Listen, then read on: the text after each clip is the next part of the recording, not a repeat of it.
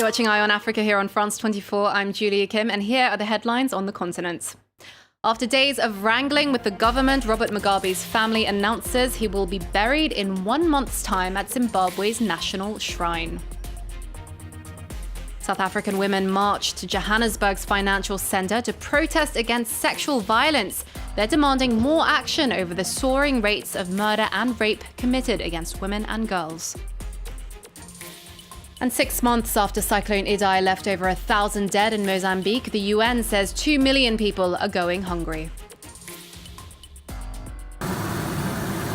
But first, after some confusion as to Robert Mugabe's final resting place, a family spokesperson has said he will be buried in about 1 month's time at a national shrine.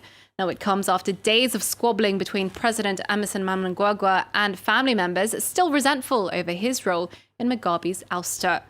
The former Zimbabwean leader died last week in a hospital in Singapore at the age of 95.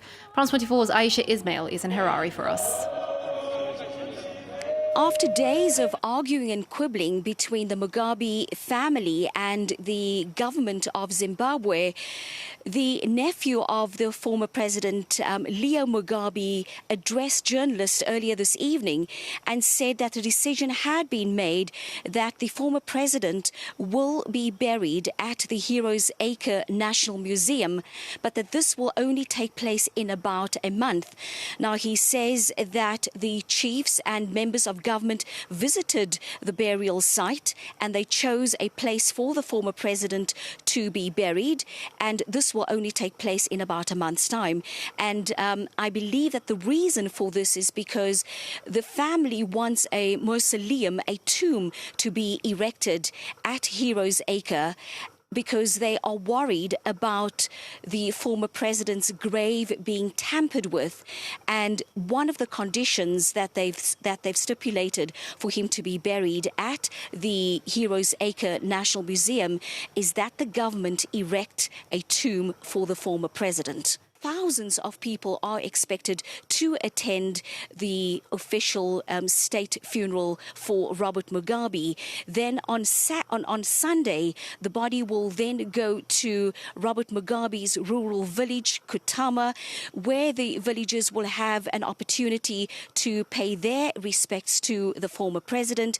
And also, this is also the place where the chiefs will perform the traditional and traditional rituals and prayers for the former president. And his nephew did say that the former president, Robert Mugabe, will be buried as a chief. Moving on now, and hundreds of women in South Africa have marched to the country's financial centre to protest against gender violence. Protesters laid out bloodstained sheets and clothing in front of Johannesburg's stock exchange, calling for funds from rich corporations. They say the private sector needs to step up because the government isn't doing enough to stop the growing number of rapes and murders of women and girls. Laurent Buschdecker has the story. Stop killing us! Stop killing us! Stop raping us! Taking a stand against gender-based violence. Hundreds of protesters took to the streets of Johannesburg to denounce what they say is a culture of impunity towards rape and sexual violence in South Africa. Enough is enough, and I think that we need to gather together as women in solidarity, speaking against the violence in the world. I think not one South African can say that they don't know anybody that has been raped, that has been sexually harassed, that has experienced gender-based violence. Protesters gathered in front of Johannesburg's stock exchange as they called on the private sector to support their cause. The march came a week after Cyril Ramaphosa vowed to do more to tackle violence against women, following similar protests in Cape Town. Yet many remained wary of the president's promises and were back in the streets on Friday to demand actions rather than words. We are not interested in the very nice, pre-written, pre-recorded speeches. We are interested in real, tangible solutions. Police crime figures released Thursday showed sexual violence had increased by nearly 5% in South Africa since last year, with some 40,000 incidents reported between April 2018 and March 2019. Yet with a majority of sexual crimes still going unreported, the real figures are likely to be much higher. Tunisia will head to the polls this Sunday for its second free election since 2011's Arab Spring uprising. 26 candidates are vying for the presidency, and many of their campaigns have focused on improving the economy. But many voters in rural areas are skeptical. Outside the cities, 1 in 4 people live in poverty. That's nearly double the national rate. Our team on the ground has this report. In Siliana, in northwest Tunisia, a verdant countryside hides a tough reality. The region is one of the poorest in the country. Young people here still remember the political promises made after the revolution. For example, here we're in the region where there should have been the Maktaris project, which would have served 3 areas. Allah is talking about an agri-food industry project which was supposed to provide jobs in the region, a promise made in 2012 by one of the presidential candidates. The project has yet to materialize, and people here are growing increasingly skeptical it ever will. We no longer have any confidence in politicians at all. They're all the same. They all come and make false promises. Politicians have been going out of their way to visit Tunisia's rural areas during the campaign period, but many people are disillusioned. In the suburb of Tunis, residents living in squalor are furious at the state's negligence. Look, we don't have running water, electricity, sidewalks. In reality, there's no public infrastructure here. With his neighbours, Hassan has installed a makeshift drainage system near his home. He won't be voting. Honestly, why would I vote? I'd like to be optimistic, but in 2014 I voted because they promised me things, and afterwards the situation just got worse. To keep any attempts at fraud in check, the Electoral Commission has dispatched observers across the country. There are many infractions or violations, like undeclared activities or the collection of people's personal data, but we report all this and do our best.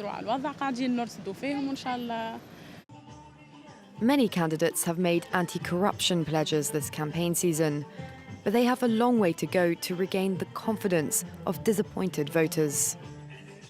And for more, you can join us this weekend for our special coverage of the Tunisian elections here on France 24. Now, 6 months ago, Cyclone Idai ripped through Mozambique, killing over 1,000 people. Described as one of the deadliest storms on record in the southern hemisphere, it was followed by another storm just 6 weeks later. Cyclone Kenneth made landfall on April 25th, adding to the devastation. The UN says over 2 million people still need humanitarian assistance in Mozambique, and 2 million others are going hungry. Jen Haltby from the Red Cross spoke to us from Namatanda in Mozambique. She told us the latest on the situation on the ground. There is still much concern here. We are entering into a season of food insecurity. You can imagine when Cyclone Idai came through and destroyed crops. There were over 10,000 fishing vessels that were destroyed. So the livelihood of those that would have done farming or fishing or relied on that for the coming months, those opportunities now are gone. And they would have relied on those. And now scientists have argued that rising water temperatures caused by climate change contributed to the intensity of Cyclone Idai. What makes Mozambique so vulnerable to extreme weather, and what is it doing now to withstand future storms? What we're working with from a Red Cross perspective, we're really working on adaptation and helping the families and people that were impacted here to build back better and stronger. Climate change isn't going away. And this area is already one that was extremely vulnerable. What we're seeing here is in helping people rebuild their structures is to help identify ways that they can build their homes to be more resilient going forward. And that includes things like not bringing in new materials, but actually just improving the ways that they have traditionally built homes.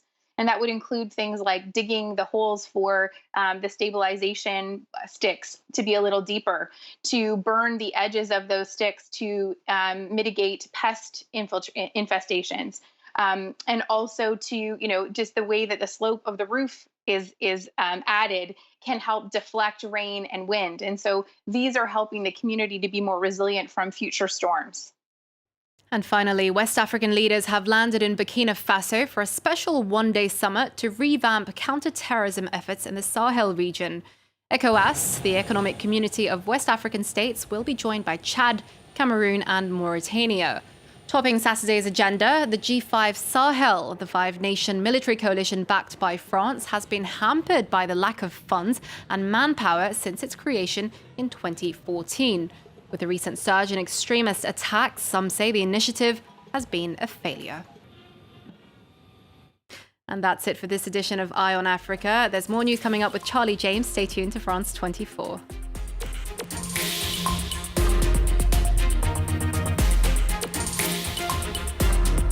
When he was in an Israeli prison, he affiliated with Hamas. Because in Israeli detention systems, everybody affiliates based on political affiliation. It's the social network, it's the way in which you operate. Solely based on that affiliation, he was picked up.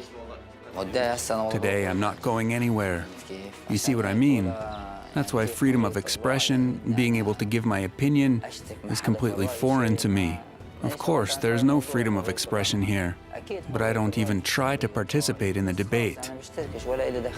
Reporters Plus looks at the bitter rivalry in the Palestinian territories. Don't miss our investigation into the power struggle between Hamas and Fatah on France 24 and France24.com.